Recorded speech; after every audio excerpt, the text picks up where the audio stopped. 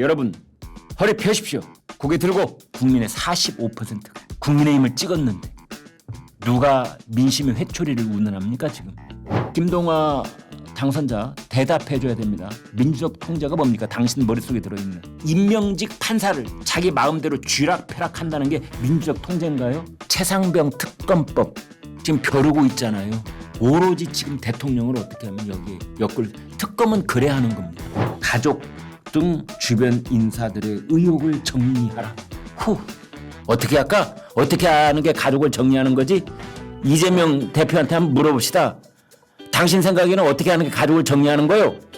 당신 부인 김혜경 씨, 뭐 당신 아들, 그래 우리 집 내 집사람 얘기한다고 해봐. 나도 할 말이 없어서 가만히 있는 줄 알아. 뭐 이렇게 분위기가 돼서는 안 되는 거 아닙니까?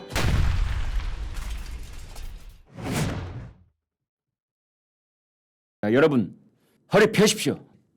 고개 들고. 우리가 뭘 잘못했습니까, 여러분?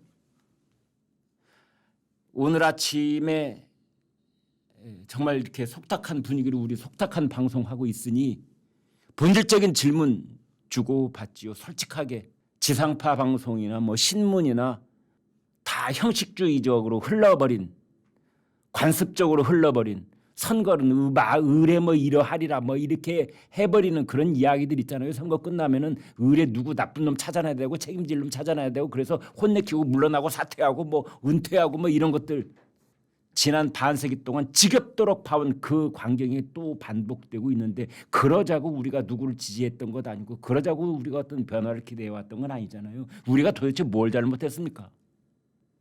한편 이런 생각도 듭니다. 민심이 천시민양 받들고 민심이 오늘 사건도 보니까 민심이 윤석열 국정에 매서운 경고를 보냈다. 오늘 조간들은 말할 것도 없고요. 매섭게 경고를 보냈답니다. 그 민심의 실체가 누굽니까? 전라도 사람입니까? 수도권에 살고 있는 사람들입니까? 충청권에 다 살고 있는 사람들입니까? 그 사람들의 민심만 매섭습니까? 지금요 여러분 착각하면 안 되는 것이 있는데요. 이번 선거가 치러지기 직전에 한국갤럽이 조사한 정당 지지율에 따르면 국민의힘이 37%, 더불어민주당이 29%, 조국혁신당이 12%. 이게 깜깜이 기간이 시작되기 선거 날짜 일주일 전에 한국갤럽이 조사해서 발표한 마지막 정당 지지율입니다. 그런데 우리나라가 지금 매우 비정상적이고 정말 전무후무할 최악의 선거제도, 이른바 준연동형 선거제도라는 것, 그러한 비정상적인 선거제도, 그리고 소선거구제 1등이 독식하는 것, 나머지 2, 3, 4, 5등 다 떨어지는 것. 준연동형이 원래 그거 살리려고 했던 거 아닙니까? 근데 그거 다 떨어져 버리는 것. 그래서 지역구에서 더불어민주당이 161석, 국민의힘이 90석. 여러분 기죽지 마십시오. 여러분 잘못한 거 1도 없습니다. 여러분 마음 꿀꿀해 하실 거 하나도 없습니다. 역사 앞에, 국가 앞에, 민족 앞에 지금 이 시대 정신에 여러분 잘못하신 거 하나도 없다고 저는 믿습니다. 이번 22대 총선 결과를 선택한 그러한 민심들, 민심 그러면 우리나라 5천만이 전부 다 민심이 아닙니다. 그중에 일부 민심인 거죠. 그 일부 민심으로 지금의 선거 결과를 채택한 그 사람들, 앞으로 국정 마비를 일으키는 최악의 제22대 국회가 벌이는 모든 일에 대한 그 결과 또한 그 일부 민심은 감당해야 될 것입니다. 그 민심이 저 누군지는 모르겠습니다. 이 선거 결과를 선택한 그 민심들의 주인공들, 그 사람들 또한 이번 민심으로 선택으로 일한 앞으로의 어떤 결과가 빚어지든지 우리나라 도덕성이 바닥에 떨어지든지 거기에 대한 책임 또한 이번 선거 결과를 낳게 한 그 한 표를 던진 그 사람들이 감당해야 될 몫인 겁니다. 이걸 누가 책임져요? 왜 한동훈이 사표를 내고 나가야 됩니까? 왜 한덕수 총리가 그 열심히 일한 최선을 다해온 역대 총리 어느 총리 못지않게 한덕수 총리가 왜 책임을 지고 사표를 내야 됩니까? 장관 멀쩡하게 잘하고 전 국민의 박수 받고 있는 사람을 갑자기 더불어민주당 아니고 국민의힘에서 아무도 그 책임진 자를 맡을 사람이 없다면서 그냥 가서 얼른 와야 된다 해가지고 그래서 데려온 한동훈 아닙니까? 작년 12월 26일 날. 그래가지고 지금까지 100일 동안 석 달 보름 동안 정말 손발이 부르트도록 입술이 부르트도록 그렇게 뛰어온 사람이 한동훈 아닌가요? 한동훈이 왜 사퇴해야 됩니까? 여러분 윤석열 대통령이 뭘 그렇게 잘못했습니까? 하나 따져봅시다. 윤석열 정권에게 민심이 매서운 회초리를 들었다고 그러는데 뭘 잘못했는지 윤석열이. 오늘 직함 빼고 그냥 한번 불러보지요 뭐. 네, 내친 김에 윤석열이 뭘 잘못했습니까? 60대 초반에 검사했던 사나이가 어느 날 시대정신의 요청을 부름받고 대통령직에 오르게 됐는데 그 사람이 지금까지 뭘 잘못했습니까 여러분? 윤석열 대통령이 대학 표창장을 위조한 적 있습니까? 윤석열 대통령이 기업으로부터 몇백만 달러 아니 몇백억 뇌물 받은 거 있습니까? 윤석열 뇌물 받았어요? 대학 표창장 위조했어요? 윤석열 대통령이 여배우하고 스캔들 일으켰습니까? 옥수동에 사는 무슨 여배우하고 맨날 가서 밤자고 그러면서 그 집 연탄이 떨어지는지 뭐 전기세를 제대로 내고 있는지 그런 거 살피지 못해가지고 두고두고 엉망 소리 듣는 그런 스캔들 일으킨 적 있습니까? 윤석열 대통령이 술 좋아하는 게 문제라고요? 그 나이에 약주 한두 잔 아는 사람이 있어요? 어쩌라고? 일 다 끝난 다음에 저녁에 술 한잔 하는 걸 가지고. 그리고 대통령 저기 전에 다 알았잖아요 그거. 윤석열 대통령 일 끝나면 한잔 한다고. 한동훈은 한 잔도 못하지만 윤석열 대통령은 친구만 하면 한 잔씩 한다고. 그거 몰랐던 겁니까? 우리나라에서 저녁 일과 다 끝나고 저녁밥 먹을 때 반주 한잔 하면 이게 불법이에요? 윤석열 대통령이 지난 2년 동안 어마어마한 정책 실패했습니까? 소주성 해가지고 갑자기 나라의 수레바퀴를 거꾸로 막 돌렸습니까? 말이 수레를 끌어야 하는데 수레 보고 말 끌게 해가지고 전 세계적으로 비웃음 사는 그런 경제정책 했나요? 윤석열 집권 2년 동안에 강남에 있는 집값이 2배로 뛰어오르는 미친 집값으로 날개 달고 공중을 날아다니고 있습니까 지금? 탈원전 해가지고 완전히 외국에 가서 우리 원전 팔아먹느라고 세일하고 다니고 국내에 돌아서는 바닷가에 부는 바람에 팔랑귀에 돌려가지고 전기 일으키자 해가지고 엄청난 돈 들여서 투자해놓고 그것 때문에 나오는 전기는 하나도 없고 그리고 농가 뭐 저 지방 산 논 한바닥 호수 한가닥에 뭐 태양광 발전이다 해가지고 그 환경 파괴는 다 해놓고 저름에 비 오면 막 산이 무너져 내리고 뭐 그런 거 했습니까? 탈원전 해가지고 우리나라가 전 세계적으로 가장 앞서 있는 그 원전 발전의 그런 원전 발전의 그 놀라운 첨단 기술과 생태계를 가지고 있는데 그걸 일거에 망가뜨리는 그런 잘못을 저질렀습니까? 윤석열이가? 윤석열 대통령이 노조 때려잡았는데 어디다 대고 감히 노조에 손을 대 이런 나쁜 대통령 같으니라고 그래서 지금 징벌하는 거예요? 윤석열 대통령이 금속노조 우리 뭐 한국노총에서 그 오랫동안 아무도 손을 대지 못했던 그 고질적인 병을 때려 고친 것 이게 지금 국민들한테 이른바 그 일부 민심에게 매서운 회채를 맞아야 될 짓입니까? 5.4%포인트. 이게요. 민주당과 국민의힘의 득표율 차이입니다. 이번 총선에서. 5.4. 불과 5.4. 그런데 지역구 의석수는 무려 71석이나 벌어졌습니다. 이게 말이 됩니까? 이게 선거제 맞습니까? 이른바 소선구제 뭐 몇 퍼센트 득표율로 얻었냐는 절대 따지지 않고 그냥 오로지 절대 숫자로서 1등이 승자 독식 혼자만 그냥 금 뺐지 나머지는 다 어디론가 사라져버리는 국민의 45%가 국민의힘을 찍었습니다. 총득표율 이게 이제 이게 어제까지도 잘 몰랐는데 오늘 이제 정확하게 나온 겁니다. 국민의 45%가 국민의힘을 찍었는데 누가 민심의 회초리를 운운합니까 지금? 누가 지금 만세를 부르고 앉았습니까? 누가 지금 고개 숙이고 기가 풀이 죽어가지고 바닥에 지금 엎드려 있습니까? 똑같습니다. 제가 봤을 때는. 누가 패배를 했습니까? 이 더불어민주당의 득표율이 50%입니다. 45대 50. 이 소선거구제 거기에 플러스가 된 준동형 비례대표제라고 하는 이 괴물과 같은 기형적 선거제도가 민의를 0.001%라도 제대로 반영을 하고 있는지 그런 의구심이 드는 겁니다. 서울을 예로 들어볼까요?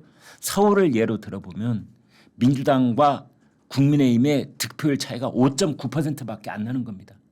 그래서 대통령 선거를 치르면 그게 막 뒤집어지고 이러는 거예요. 대통령 선거는 서울 전체를 한 선거구로 보니까, 아니 대한민국 전체를 한 선거구로 보니까 국민의 뜻이 제대로 반영이 되는 겁니다. 그래서 윤석열 후보가 이재명 후보를 이기는 겁니다. 그런데 이걸 국회의원 선거로 돌려보면은 서울도 불과 5.9%포인트 차이, 그러니까 6%포인트 차이에 불과한데 의석수는 48개 중에 37개를 민주당이 가지고 가는 겁니다. 절반 이상, 4분의 3. 이런 결과를 놓고 언론들은 습관적으로 민심이 매서웠다느니 뭐 민심의 회초리를 지금 뭐 이번에 휘둘렀다느니 이런, 사실은 그 과학적인 근거가 매우 희박한 그런 논평들을 내놓고 있는 겁니다. 민심이 말이 없어서 그런지는 몰라도 지난 21대 총선 때도 마찬가지였습니다, 여러분. 지난 21대 총선 때 득표율 차이가 8.4%밖에 안 됐는데 그때도 지역구 민주당은 163, 국민의힘은 84.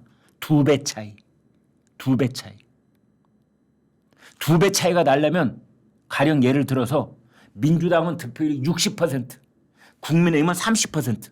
이렇게 6대 3이 돼야 2배 차이가 되잖아요. 그래야 더불어민주당은 160 몇 석, 국민의힘은 80 몇 석. 그건 합리적이네. 이렇게 받아들이겠는데 차이는 요만큼밖에 안 되는데 의석수는 이런 차이가 나는 겁니다. 이게 선거제 맞습니까? 전 세계에 이런 나라가 어디가 있습니까? 그런 것이 이번에도 반복이 됐습니다.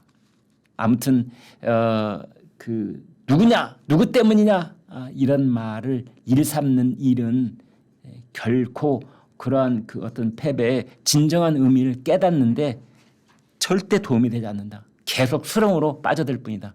이런 말씀 드리겠습니다. 어제 오늘 터진 일 중에서 지금 상당히 심각한 일이 하나 터졌습니다. 이른바 대장동 변호사가 5명이 이번에 민주당 소속으로 현역 의원 당선자가 됐는데 5명이면 굉장히 큰 숫자입니다, 여러분. 이 대장동 변호사라고 하는 것은 대장동 백현동 사건 뭐 관련된 사건들이 있을 때 그때 이재명 대표의 변호를 맡았거나 이재명이 오른팔 왼팔이라는 정진상 혹은 김용의 재판의 변호를 맡은 사람들을 말합니다. 이제 그 사람이 5명이 있는데 그중에 김동아라는 사람이 있습니다. 무슨 말을 했느냐? 4월 9일 날, 그러니까 그 총선 본투표 하루 전날 이재명 대표가 재판을 받으러 갔거든요. 이제 그거를 언급을 하면서 헌정 질서에 대해 지금 사법부가 도전하고 있는 게 아닌가. 사법부 개혁을 넘어 민주적 통제가 필요한 시점이다. 라는 말을 했습니다. 이게 무슨 말입니까? 여기 지금 엄청 무시무시한 말이 지금 여기에는 녹아 있는 겁니다. 우리나라 사법부가, 우리나라 대법원을 비롯해서 대법원장을 비롯해서 우리나라 사법부가 대한민국 자유민주공화국을 떠받들고 있는 삼권 분립, 입법부, 행정부, 사법부, 이 솥발처럼 삼각체제가 이루어져 있는데 그중에 사법부가 헌정 질서에 도전하고 있다는 겁니다. 어따 대고 우리나라 제1당이며 야당의 수장이신 우리 이재명 대표님을 재판을 받으러 오라 마라 한단 말이냐? 이렇게 한번 고함치고 있는 것 같아요. 그래서 헌정 질서에 지금 도전하고 있는 거야. 김동아 씨한테 제가 묻겠습니다. 더불어민주당은 헌정 질서고 우리나라 법원은 헌정 질서가 아닙니까? 어떤 게 헌정 질서예요? 4월 10일 날 총선이 있다는 것은 그건 헌정 질서고 4월 9일 날 피고인 이재명이 재판을 받으러 나와야 된다는 건 그 헌정 질서 아닙니까? 무엇이 더 중요한디? 피고인 재판 받으러 오세요. 안 받으러 오면 구인할 수도 있어요. 라고 형사소송법에 정한 바에 따라서 재판관이 형사 사건의 피고인한테 재판을 받으러 나오라고 했던 이거는 우리 사법체계의 근간에 해당되는 건데 이게 헌정질서가 아니라고? 그럼 당신이 생각하는 우리 사법부의 헌정질서는 뭔데? 야당 대표가 나 그날 바빠서 못 나가겠어. 네, 알아모시겠습니다. 이렇게 해야 이게 헌정질서? 재판이 선거에 영향을 줘서도 안 되고 거꾸로 선거가 재판에 영향을 줘서도 안 된다는 것. 입법이 사법에 영향을 미쳐서도 안 되고 사법이 입법에 영향을 미쳐서도 안 된다는 것. 이게 우리나라 헌정 질서인 거예요. 근데 누가 뭘 어디다 대고 도전을 해? 그런데 이 말이 무서운 말인 이유가 뭐냐? 헌정 질서에 도전을 하고 헌정 질서를 무너뜨렸다 그런 뜻일 텐데 헌정 질서를 무너뜨렸다는 것은 탄핵 대상이라는 뜻입니다.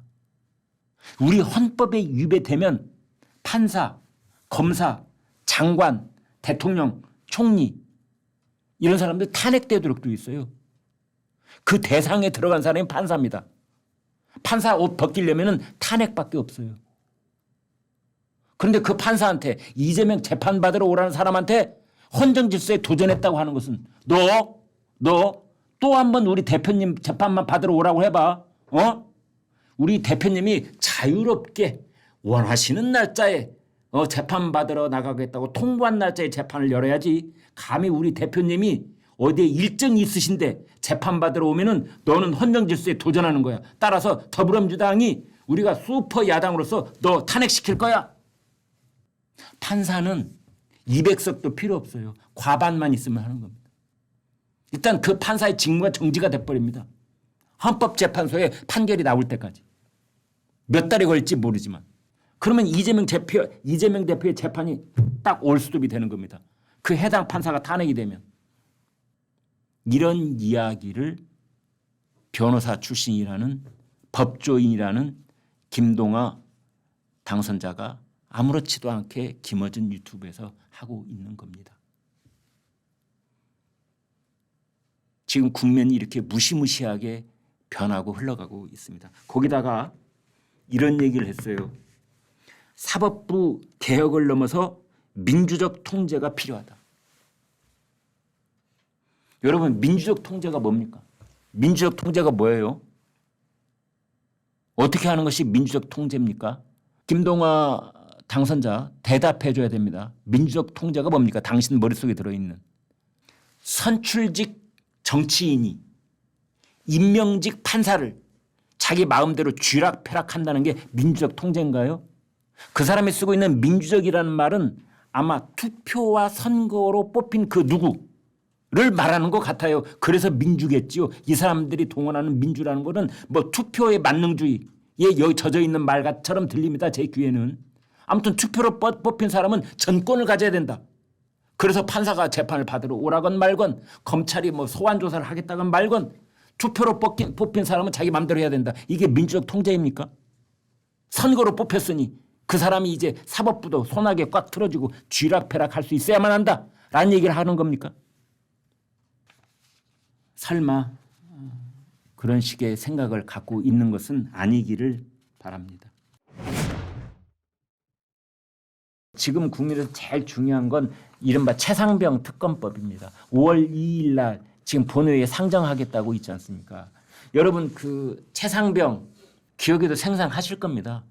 2023년 7월에 그때 큰 홍수가 됐잖아요. 그때 해병대 병력이 투입이 됐던 겁니다. 그런데 불행하게도 우리 생떼 같은 젊은 병사 한 명이 목숨을 잃은 겁니다.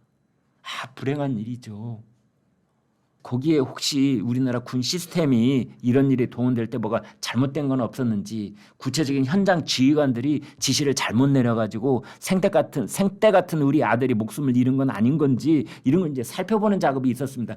그리고 최종적인 결론이 나왔습니다. 8명이 책임의 소지가 있다. 그런데 당시에 국방장관이 일단 재가를 한번 했다가 그 석연치 않은 과정 속에 이걸 다시 번복을 해요.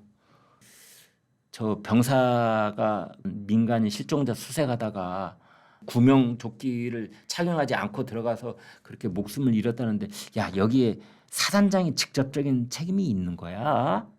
그런 건 대개 대대장이나 중대장 선에서 지휘 책임이 제가 뭐 잘 모르니까 저 더 이상 얘기하지 않으랍니다. 제가 뭐 잘 현장 잘 알지도 못하면 떠들 필요 없습니다.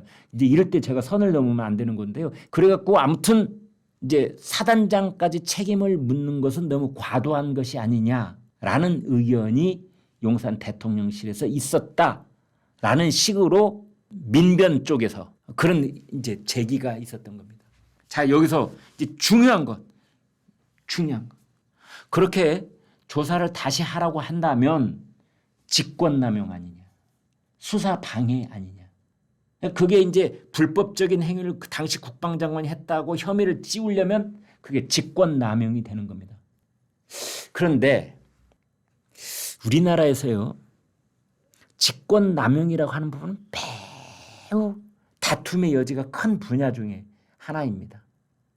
군인들이 군생활을 하다가 목숨을 잃으면 군 검찰관이 수사를 하는 게 아니라 우리는 그 못하도록 되어 있습니다. 목숨을 잃을 경우에 그거는 민간 수사기관이 수사를 하도록 되어 있어요. 즉 경찰이. 따라서 해병대의 그 수사단, 말은 수사단이라고 되어 있지만 여기는 수사의 권한이 없는 겁니다. 수사에 제가 하는 말씀 여러분, 수사의 권한이 없는 겁니다. 권한이 없으면 월권도 없는 겁니다. 논리가 그렇게 되는 겁니다. 권한이 있어야 이 권한을 과도하게 행사를 함으로 인하여 월권 행위가 벌어지는 건데 처음부터 권한이 없으면 월권이고 자시고 할 게 없는 겁니다.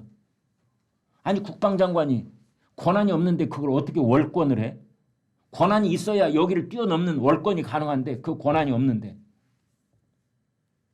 그 사건을 맡은 경찰서장이 월권을 했다면 그거는 경찰서장한테 수사권이 있으니까 그건 월권 맞아. 그 관할 경찰청장이 월권을 했으면 그건 월권 맞아. 근데 국방장관은 월권이 아니에요. 법 논리상으로. 그러나 선거를 졌으니 그리고 이종섭 호주 대사 건하고 황상무 시민사회 수석 건하고 이 두 가지 건이 이번 총선 참패의 가장 큰 원인 중에 하나라고 하니 어떡하겠습니까? 그 기세를 올라타고 지금 민주당에서 특검을 하겠다고 저 난리를 치고 있고 심지어 국민의힘 내부에서조차 안철수, 조경태, 김재섭 등등 그 숫자가 자고 일어나면 늘어난다면서요. 최상병은 특검을 받자 이러면서. 그게 이번 총선에서 드러난 민의 아니냐, 민심 아니냐 그러고 있다면서요. 그런데 이왕 말이 나왔으니 정확하게 말을 진행해 보겠습니다. 김건희 여사 특검은 대통령하고 관계가 없습니다. 그래서 아닌 말로 김건희 여사 특검은 어떤 식으로 결말이 지어지든 어떻게 진행이 되든 대통령 자신하고는 큰 관계가 없습니다. 대통령의 부인이라는 것 때문일 뿐이지 법률적으로는 관계가 없어요.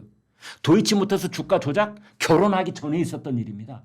그리고 결혼한 후에 있었다는 용평 고속도로 그것도 그 옛날에 있었던 거고 명품백 그 대통령 본인하고는 관계없는 거고. 그러나 최상병 건은 대통령하고 관계가 있습니다. 어떤 부분에서 그러냐.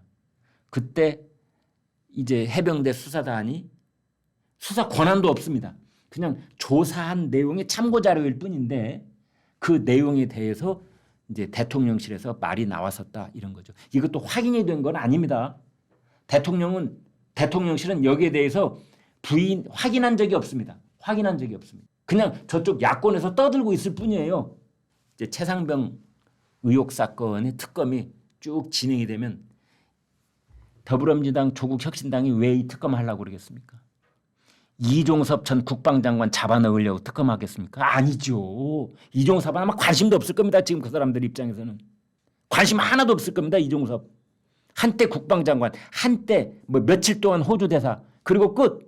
지금 민주당하고 조국당, 그리고 야당, 이준석까지 포함해서 이준석 당 이런 사람들은 오로지 윤 대통령을 물어뜯고 윤 대통령을 상처내고 그래서 지금 정권의 기반을 흔들어 놓고 그래서 다른 최상병 특검을 빌미로 삼아서 다른 모든 입법사는 야당이 하는 일에 대해서 윤 대통령과 이 집권 여당이 꼼짝 못하고 줄줄줄 따라갈 수밖에 없는 그런 프레임을 만들어 놓으려고 그러는 끝이 어디라고 생각하십니까? 그 끝이 어디예요? 최상병 특검은 뭐 규모도 엄청나더라고요. 104명, 100명이 넘는답니다. 검사만 40명? 저 여기 검사가 몇 명이에요? 검사 20명, 공무원 40명, 특별수사관 40명. 그렇게만 해도 벌써 100명이 되네요.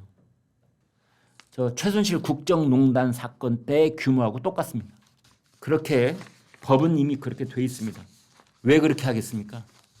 그 끝이 어디길래 도대체. 국회 사진 한 장 보여드리겠습니다. 이게 이제 오늘 국회에서 있었던 정무위원회, 상임위원회 중에 하나인 정무위원회인데 자리가 쭉 있는데 텅 비어 있죠. 이게 국민의힘 의원들이 앉아야 될 자리인데 텅 비어 있고 맞은편에만 지금 사람들이 앉아 있습니다. 이제 여기에서 어떤 일이 있었느냐. 민주유공자법, 가맹사업법, 가맹사업거래 공정화에 관한 법률, 민주유공자 예우에 관한 법률. 이 두 개의 법안이 상임위원회를 통과를 하면서 국회 본회의에 직회부가 됐습니다. 더불어민주당, 뭐 조국혁신당 등 야권이 지금 크게 의석을 앞지르는 그런 선거 결과를 우리가 받아들일 수밖에 없는데, 그래서 사실상 21대 국회는 종료되는 것이나 마찬가지 아니냐라고 윤석열 정부와 국민의힘은 순진한 생각을 했을지도 모릅니다. 그런데 이게 웬일입니까? 더불어민주당이 22대 국회로 갈 것도 없이 21대에 다 해치우자. 지금 그러고 있습니다. 이런 법안들은 상당 부분이 이미 윤석열 대통령이 거부권을 행사했던 법안입니다. 근데 그중에 일부를 조금 손보는 척 해가지고 그걸 다시 지금 갖다 들이미는 겁니다. 대통령이 거부권을 행사하고 그다음에 대통령이 제2요구권에 따른 우리나라 헌법에 그 제2요구권에 관한 규정이 있거든요. 그래서 국회로 다시 넘어와서 그중에 일부는 표결에 붙여가지고 부결이 된 겁니다. 그러면 이제 이건 당연히 자연스럽게 폐기가 돼야 되는 법안인 겁니다. 벌써 국회에서 한번 다뤘고 대통령 정부에서 한번 다뤘고 그리고 또 한 번 국회에서 다뤘고 그래서 부결이 됐으면 당연히 폐기를 해야 되는 건데 더불어민주당은 총선에서 이겼으니 이걸 다시 관철시키라는 것이 국민적 민의다. 그런 미명하에 이걸 다시 밀어붙이고 있는 겁니다. 밀어붙이는 이유는 뭐냐? 대통령이 또 거부권 행사해라 이겁니다. 또 거부권 행사해라. 그러면 이제 총선 끝나고 윤석열 대통령이 이재명 대표도 만나자고 그러고 국무총리도 곧 이제 바꾼다고 그러고 대통령 비서실장 어제 신임 발령을 했고 정무수석도 바꿨고 지금 인적 쇄신을 필두로 해가지고 다 바꿔나가려고 하고 있는데 계속해서 대통령을 겁박하고 있는 겁니다. 협박하고 있는 겁니다. 그리고 대통령이 국민에게 다가가고 소통하는 이미지가 아니라 계속 불통의 이미지, 거부권만 행사하는 이미지 이걸 자꾸 덧씌우려고 하는 겁니다. 그래서 정말로 식물 대통령을 만들려고 하는 겁니다. 투표 결과가 이런 겁니다. 만약 국민의힘이나 윤석열 정부에 있는 사람이나 윤석열 대통령까지도 포함해서 4월 10일 치러진 총선이 얼마나 우리나라 앞으로의 3년의 그 결과에 막대한 영향을 끼치고 대통령의 손발을 완전히 묶어놓는 그런 결과가 초래될 수도 있다는 것을, 이렇게 심각한 일이 벌어진다는 것을 몰랐다면 때는 늦으리 저나 지금 이 방송 같이 공유하고 계시는 분들이 가슴을 치면서 정말 옷을 찢으며 가슴을 친들 무슨 소용이 있습니까? 이런 정당을 지지하는 국민들이 우리나라 국민의 절반인데요. 그래서 192석을 몰아줬는데 무슨 소용이 있으리요. 그 구렁텅이로 빠져드는 거죠. 네. 이른바 이화영 술판. 이화영 술판 수원지방검찰청 1313호 검사실 근처에 있는 이러저런 공간에서 이화영, 김성태, 방용철, 담당 검사, 수사관, 쌍방울 그룹 관계자 등등 대여섯이 연어회하고 초밥을 안주로 해서 술을 마셨다는 거죠. 술판. 그러려면 술판이 있었다라는 것은 이화영 쪽 주장이고 술판이 없었다라고 하는 검찰 쪽 주장입니다. 있었다라는 주장보다 없었다라는 그 주장을 입증하기가 훨씬 어렵습니다. 비단 이런 일뿐만이 아니라 사실은 그 있었다라고 주장하고 거기에 대해서 몇 가지 근거를 대는 것이 쉽습니다. 있었다라고 주장하려면 그 날짜, 그 장소 이렇게 매우 국한된 어느 한 시기의 얘기만 딱 하면은 되는 거거든요. 그런데 없었다라고 하는 것은 넓은 시간대에 넓은 지역에 그 모든 관련자들을 다 모아다가 없었다고 증명을 해야 되기 때문에 훨씬 더 어렵습니다. 그래서 술판이 없었다고 증명을 하려면 거기 관계된 사람들, 그 제가 아까 이 얘기했던 그 있었다고 한 사람들 플러스 피고인들을 구치소에서 검찰 청사까지 데리고 왔다 데리고 가는 교도관들 38명. 요일마다 담당이 달라지니까 그 관련된 모든 교도관들 다 불러야 될 거 아닙니까? 그다음에 수원지방검찰청에 있는 모든 CCTV 6월달 7월달 작년 말이죠. 2달 동안에 모든 CCTV 영상물 그다음에 그때 그 청사를 드나들었던 모든 출입객들에 관한 신상 기록 그 사람들의 알리바이 그리고 수원지방검찰청 그 인근에 있는 초밥집, 연어횟집 전수조사 우리는 그 시기에 그러니까 2023년 6월 달과 7월 달 6월 1일부터 7월 30일까지 수원지방검찰청 안으로 들어가는 회를 판 적이 없습니다. 라고 그 근처에 있는 수원에 있는 모든 횟집들 사장들이 다 각서 써야 되는 문제가 될지도 모른다는 겁니다. 제가 그냥 얘기를 해본다면. 그러나 있었다라고 말을 하려면 이화영 입 하나만 있으면 되는 거예요. 이화영이 그랬잖아요. 지가 술 먹었다고. 아이 참 미치고 정말 미치고 뭐 할 일입니다. 지가 먹었다는데 지 입으로 술잔을 입에 댔다는 거 아닙니까? 이렇게 대려고 했는데 술 냄새가 나네. 그래서 자기는 그냥 내려놨대요. 뭐 나중에는 뭐 착각이었던 것 같다 뭐 이런 얘기도 일부 있습니다만 지금 이게 근본적으로는 이렇게 돼 있는 겁니다. 이재명 대표 입장에서 본다면 이런저런 사법 리스크가 이제 본격적으로 속도감 있게 재판이 진행되고 있잖아요. 그래서 금년 말 이전에 뭐 나올 가능성도 있다고 그러는데 이재명 입장에서는 6월 7일 이화영 선고문이 너무너무 중요한 겁니다. 너무너무 중요한 거예요. 왜? 8월 말에 전당대회가 있거든요. 8월 말에 전당대회에 이재명은 지금 분위기를 한껏 띄워놨어요. 라이벌 없이 그냥 추대, 옹립 이런 걸로 또 한 번 이재명 더불어민주당 대표가 되려고 하고 있는 겁니다. 이번 총선에서 이재명 지휘 하에 어마어마한 의석을 얻었기 때문에 지금 개딸들이 그러고 있잖아요. DJ도 못 이루었던 일을 우리 이재명 대표님이 이루어내시었다. 지금 그러고 있는 거 아닙니까? 그런데 임종석하고 박용진 지난번에 공천 끝내 못 받은 두 사람 이 사람들이 다른 사람들은 공천 못 받으면 되게 탈당을 하는 경우가 많았는데 임종석과 박용진이 남아있는 이유 중에 하나가 민주당의 당권을 그냥 날 것으로 이재명 입에다 넣어줄 수는 없다. 8월 전당대회 때 비명계, 친문계 쪽이 다시 한번 뭉칠라며 당대표에 출마를 해야 되고 그때 세력화를 할 수 있는 기회를 엿봐야 된다. 그래서 남아있는 거 아닙니까? 지금 임종석과 박용진이. 임종석과 박용진이 출마를 해야 되면 당대표에 그 사람들의 선거 슬로건은 뭐냐? 이재명은 사법 리스크 때문에 더불어민주당의 조타실에 또 들어가면 안 됩니다. 이재명은 본인의 사법 리스크로 몇 달 안에 교도소에 들어갈 가능성이 많기 때문에 더불어민주당이라는 공당의 지휘봉을 잡으면 안 됩니다. 라고 임종석과 박용진은 선거운동을 할 가능성이 높은 겁니다.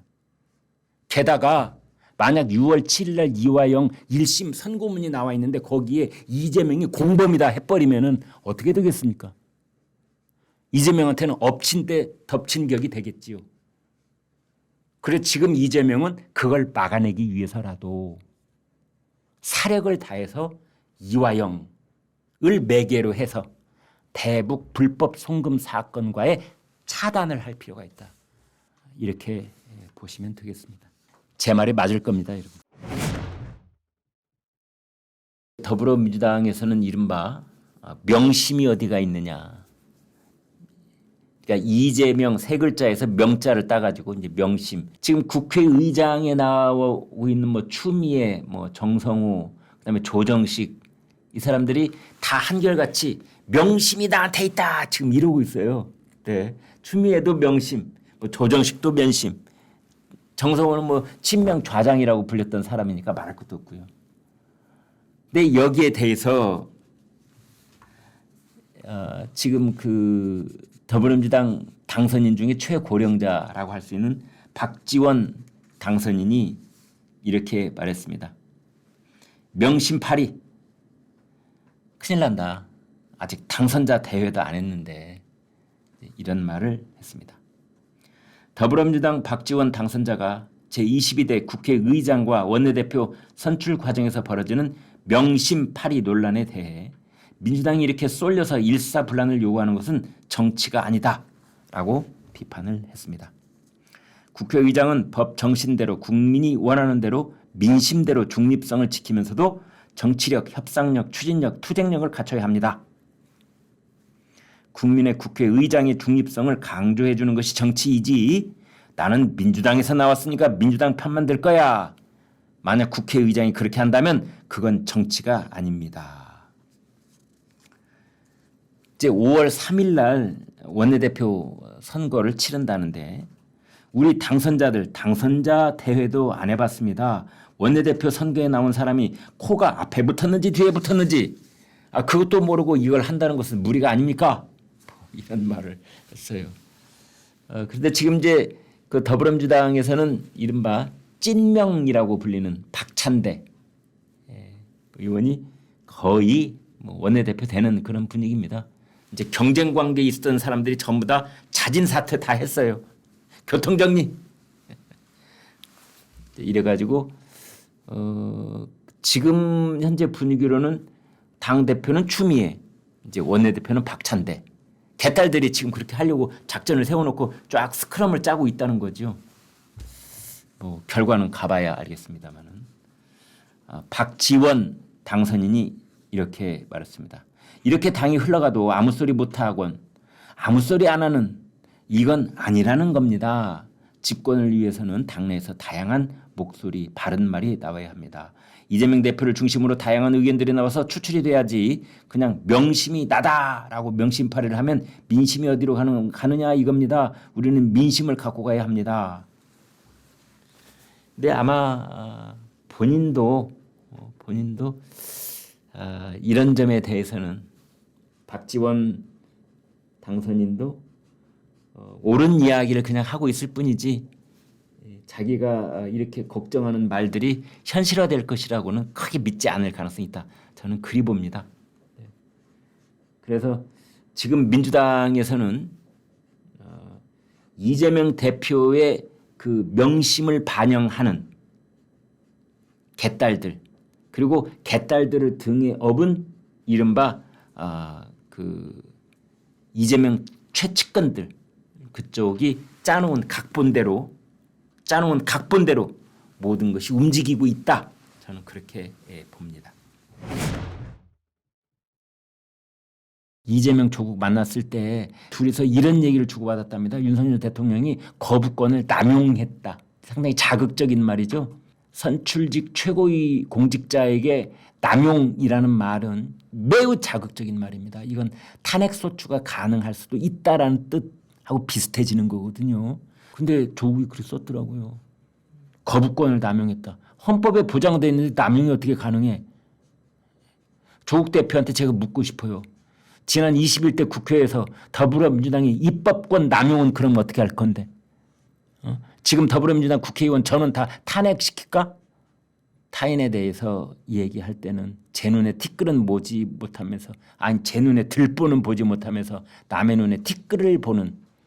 근데 뭐 그런 조국 혁신당도 뭐 비례당 득표율이 24%나 됐다니 우리나라 국민 4명 중에 1명은 조국 혁신당한테 비례당 표를 주셨다니 참 뭐라고 말을 해야 될지 모르겠습니다.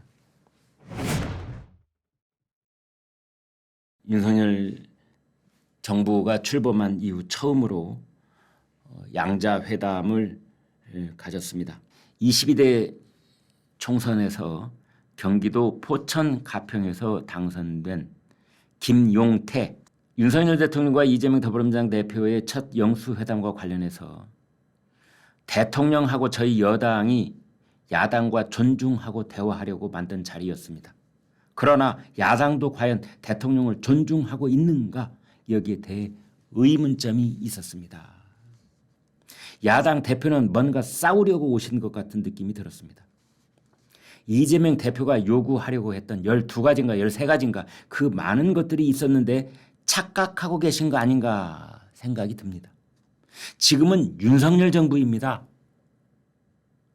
사실상 국정을 포기하라고 협박하신 것 같아서 그 부분은 야당 대표로서 여당을 존중하고 대통령을 존중할 필요가 있지 않는가라는 생각이 들었습니다. 지금 정부는 윤석열 정부라는 것을 야당 대표도 좀 인지해 주셨으면 좋겠습니다.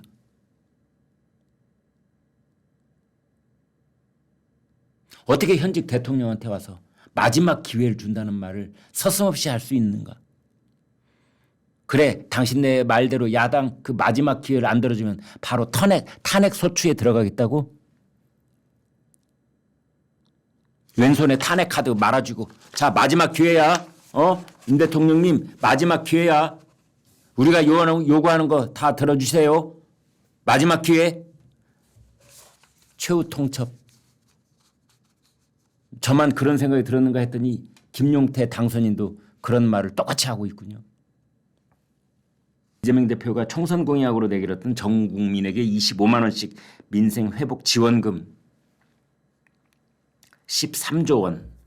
특히 이제 그 이재명 표 공약이라고 할 수 있는 지역 화폐로 지급을 하자. 골목 상권 살아나고 소상공인 자영업자 지방에 대한 지원 효과가 크다 그랬는데 이 지역 화폐는 가령 국한된 일부 기초단체 광역단체에서 하는 이 돈하고 전 국민에게 13조 원이나 되는 돈을 푸는 거는 큰 차이가 있는 겁니다.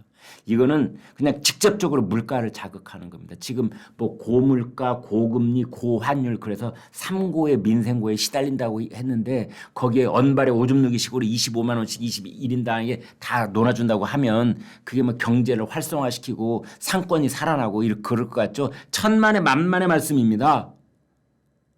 돈은 어디로 쓰였는지 모르게 모래밭에 물 뿌리는 식으로 싹 사라지고 없는데 그거에 단기적인 그런 매우 좋지 않은 영향은 물가가 들썩거린다는 점입니다. 돈을 풀면. 이재명은 자기가 정권 담당자가 아니기 때문에 아무 책임이 없는 겁니다. 그냥 돈을 풀어라.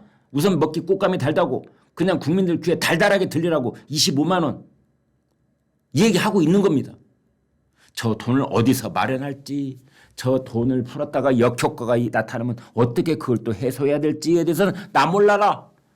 이게 지금 민주당 정권이냐 국민의힘 정권이지 국민의힘이 알아서 할 일이지. 그리고 우리는 일단 총선을 치름에 있어서 25만 원씩 준다고 그랬고 우리가 총선 이겼잖아. 50대 45이긴 하지만 그러니 우리가 공약했던 거 윤석열 정부가 좀 지켜줬으면 좋겠어. 해달라고 이렇게 지금 목소리를 높이고 있는 겁니다.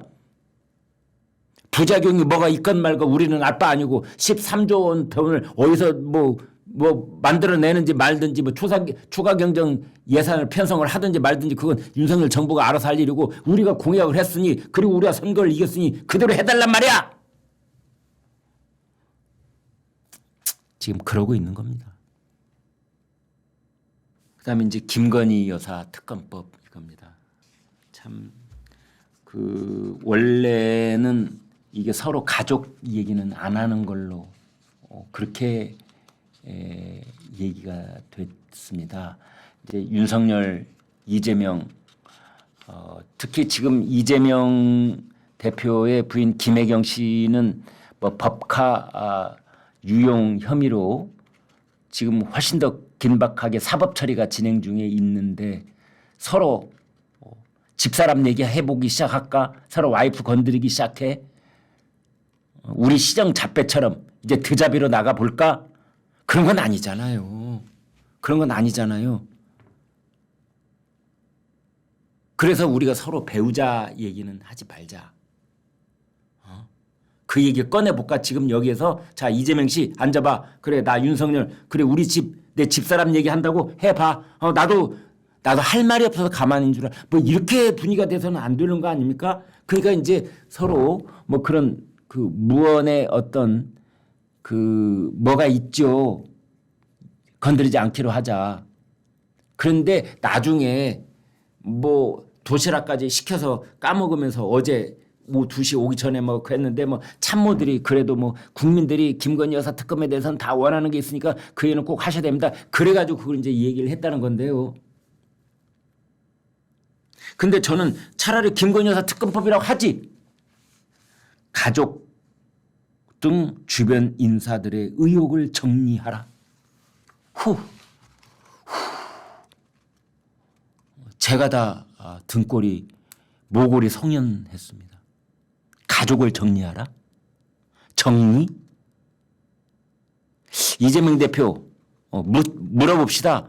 가족을 정리하라고 했소? 정리? 어떻게 보면은 우리가 좀 무감각해지는 경향이 있다라는 생각도 듭니다. 어떤 신문도 이 정리라는 단어에 주목해서 그 단어의 심각성을 지적하지 않았더라고요. 가족을 정리하라니. 어떻게 할까? 어떻게 하는 게 가족을 정리하는 거지? 이재명 대표한테 한번 물어봅시다. 당신 생각에는 어떻게 하는 게 가족을 정리하는 거요? 당신 부인 김혜경 씨, 뭐 당신 아들, 당신은 정리할 수 있어? 어떻게 하는 건데? 뭐 예전에 뭐 다 남남이라고 한 적도 있대니 당신은 가족 정리하는 게 쉬울지 모르겠으나 무슨 말을 하고 있는 거예요 지금?